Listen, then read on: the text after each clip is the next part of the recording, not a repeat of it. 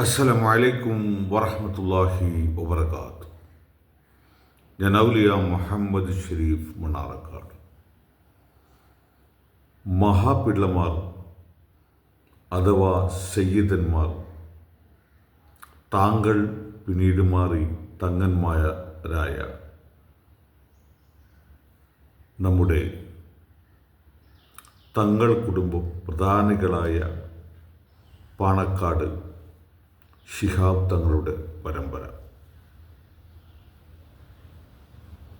പ്രവാചകനായ മുഹമ്മദ് നബിക്ക് മുമ്പ്, പിന്നീട് പ്രവാചകൻ്റെ കാലഘട്ടം, അതിനുശേഷം പല ഭാഗങ്ങളിലേക്ക് യഥാർത്ഥ ഇസ്ലാമിനെ അഥവാ സമാധാനത്തെ മതത്തെ പരിചയപ്പെടുത്താനും സ്വർഗീയ ഭവനത്തെ പരിചയപ്പെടുത്തി യഥാർത്ഥ ഏകദൈവ വിശ്വാസത്തിലേക്ക് ജനങ്ങളെ ഉത്ബോധനം ചെയ്യാൻ വേണ്ടി കഷ്ടപ്പെട്ടിറങ്ങിയ പ്രവാചകന്മാരുടെ അനുചരന്മാർ, അല്ലെങ്കിൽ അവർക്ക് ദൈവികമായി സ്വന്തമായി വിളിയാളങ്ങളുണ്ടാവാം, നിങ്ങൾ യാത്ര ചെയ്യുക, എന്നിട്ട് ഈ മതത്തെ ലോകത്തോട് പറയുക. അങ്ങനെ ഇത്തരം ആളുകളെയാണ് മഹാപിള്ളമാർ അഥവാ സയ്യിദന്മാർ അല്ലെങ്കിൽ തങ്ങന്മാർ എന്ന് പറയുന്നത്. ഇന്ത്യ രാജ്യത്ത് ഈ സൗത്ത് ഇന്ത്യയിൽ, കേരളത്തിൽ മാലിക് ദിനാർ കൂട്ടർ വന്നു. അതുപോലെ തന്നെ ഉത്തരേന്ത്യയിലും വന്നിട്ടുണ്ട്. പിന്നീട് ഇന്നു കാണുന്ന നിലവിലുള്ള ഈ പാണക്കാട് സയ്യിദ് കുടുംബം, ശിഹാബ് തങ്ങളുടെ കുടുംബം, അത് പ്രവാചകനായ മുഹമ്മദ് നബിയുടെ കുടുംബ പരമ്പരയാണ്. ഏത് നിലക്ക് ആ കാലഘട്ടത്തിൽ പ്രവാചകൻ്റെ കൂടെ ഇസ്ലാം മതം സ്വീകരിച്ച ആളുകളെയാണ് പ്രവാചകൻ്റെ കുടുംബം എന്ന് പറയുന്നത്. എന്നാൽ പ്രവാചകൻ്റെ രക്തബന്ധങ്ങൾ മുസ്ലിങ്ങളായിരുന്നില്ല എന്നതാണ് യാഥാർത്ഥ്യം. വളരെ കുറച്ചാളുകൾ മാത്രമാണ് ഇസ്ലാമിലേക്ക് കുടിയേറിയത് അഥവാ സത്യമതത്തിൽ. മറ്റുള്ളവരെല്ലാം മുശ്രിക്ക് അഥവാ ഇന്നത്തെ സുന്നികളായിരുന്നു എന്നർത്ഥം. അങ്ങനെ ആ ഏകദൈവ വിശ്വാസത്തെ പിന്നീട് പരിമണിച്ച് നമ്മുടെ ഡാർവിൻ്റെ സിദ്ധാന്തം പോലെ മാറ്റി പിന്നീടത് പഴയകാല മുശ്രിക്കുകൾക്ക് സമാനമായി ഇന്നത്തെ സുന്നികളായി മാറി ജീവിക്കുന്ന യമനികളുടെ പരമ്പരയാണ് ഇന്നുള്ള ശിഹാബ് തങ്ങന്മാരുടെ തലമുറയുടെ തുടക്കം.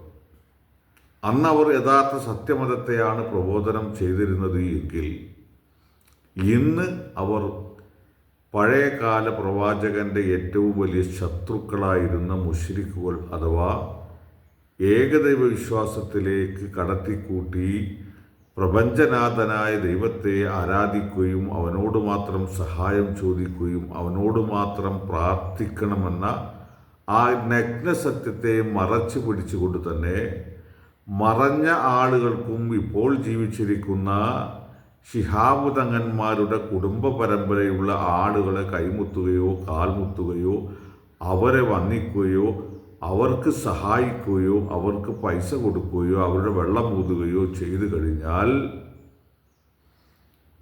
ഈ ഏകദൈവ വിശ്വാസത്തിന് സമമായി ചെറിയ തോതിലുള്ള ഗുണങ്ങളുണ്ട് എന്ന് പറഞ്ഞ് ജനങ്ങളെ വഞ്ചിച്ചുകൊണ്ടും അവരെ സമ്പത്ത് കൊള്ളയടിച്ചുകൊണ്ടും, അതുപോലെ തന്നെ കേരളത്തിലെ തന്നെ 1000 പള്ളികളുടെ മേധാവാക്കി അല്ലെങ്കിൽ ആയി ജീവിക്കുന്ന, സ്വന്തമായി അധ്വാനിക്കുകയോ സ്വന്തമായി ജീവിതമാർഗമായി ബിസിനസ് ചെയ്യുകയോ, അല്ലെങ്കിൽ ഞാൻ 1000 പള്ളിയുടെ അല്ലെങ്കിൽ ഞങ്ങൾ 1000 പള്ളിയുടെ കാർമ്മികത്വം നിർവഹിക്കുന്നത് കൊണ്ട് ഞങ്ങൾക്ക് 1 ലക്ഷം മുതൽ 10 ലക്ഷം വരെ ശമ്പളമായിട്ട് എഴുതിയെടുക്കുകയോ അതിന് കണക്കോ കാര്യമോ ഒന്നുമില്ലാതെ അതിൻ്റെ കൂടെ മുസ്ലിം ലീഗ് എന്ന പ്രസ്ഥാനത്തെയും കൂട്ടി വലിയ ഫണ്ടുകൾ ശേഖരിച്ചുകൊണ്ട് അതിൽ നിന്നും ജീവിതമാർഗത്തെ കണ്ടെത്തി ജീവിക്കുന്ന വിഭാഗമാണ് ശിഹാബ് തങ്ങന്മാർ. എന്നാൽ ഒരു യഥാർത്ഥ വിശ്വാസിയെ സംബന്ധിച്ചിടത്തോളം അവർ അല്ലെങ്കിൽ അവൻ അല്ലെങ്കിൽ ആ സമൂഹം ജീവിക്കേണ്ടത് തൻ്റെ വിയർപ്പിൽ നിന്നാവണം. അത് ശമ്പളമാവാം, അല്ലെങ്കിൽ ബിസിനസ് ആവാം, അല്ലെങ്കിൽ സാലറി ആവാം. അത് എത്രയുമാവട്ടെ, അതിനൊരു കണക്കും കയ്യും അല്ലെങ്കിൽ അതൊരു ചിലവും ഒന്നുമില്ല. വരവുമില്ല, ചിലവുമില്ല, ബാക്കിയുമില്ല. ഇങ്ങനെ ഒരു സമൂഹത്തെ മുന്നോട്ട് നയിക്കുന്നു. എന്തെങ്കിലും ഒരു വിഷയം കിട്ടിക്കഴിഞ്ഞാൽ അതിൻ്റെ പേരിൽ വലിയ വലിയ റാലികളും പിരിവുകളും നടത്തുക. അതിൽ നിന്നും ചെറിയ അംശവും വലിയ അംശവും ഇതിൻ്റെ എല്ലാ മേഖലയിലുള്ളവരും കൈമാറി ജീവിതമാർഗമാക്കുക. ഇത് ഏത് ഇസ്ലാമിൻ്റെ അടിസ്ഥാനമാണെന്ന് ചിന്തിക്കുന്നവർക്ക് ദൃഷ്ടാന്തമായി വിശുദ്ധ ഈ റമദാനിൽ മുസ്ലിം സമൂഹം മാത്രമല്ല മറ്റുള്ളവരും ചിന്തിക്കുക. അതുകൊണ്ട് ഇത്തരം ആളുകളൊക്കെ മാറി ചിന്തിക്കേണ്ട കാലഘട്ടം കഴിഞ്ഞിരിക്കുന്നു. ഇനി നിങ്ങൾ 10 ലക്ഷം രൂപ എടുത്തോളൂ ഒരു മാസം. അതിൻ്റെ ചെലവും വരവും ഒക്കെ ഒന്ന് വരവ് വെക്കൂ, കാണിക്കൂ. ഫലസ്തീൻ ജനതയ്ക്ക് വേണ്ടി എത്ര പിരിച്ചു. ഇനി ഇറാനിൻ്റെ കണ്ണീര് വാഴ്ത്താൻ എത്ര നിങ്ങൾ പിരിക്കും? എത്ര പൈസ അങ്ങോട്ട് അയച്ചു കൊടുക്കും? എത്ര ആളുകൾ ഈ ഫലസ്തീൻ ജനതയിലേക്ക് പോയി അവിടെയുള്ള പ്രശ്നത്തിന് ആരുമായാൽ നിങ്ങൾ സംവാദം നടത്തി? ആരോടൊക്കെ നിങ്ങൾ ആ പ്രശ്നം പരിഹരിക്കാൻ നിങ്ങൾ ഇടപെട്ടു? ഇവിടെ റാലി നടത്തി, വലിയ പിരിവ് നടത്തി, വലിയ ആഘോഷപരമായ രീതിയിലുള്ള ജനക്കൂട്ടത്തെ മുൻനിർത്തി എന്നത് യാഥാർത്ഥ്യം തന്നെ.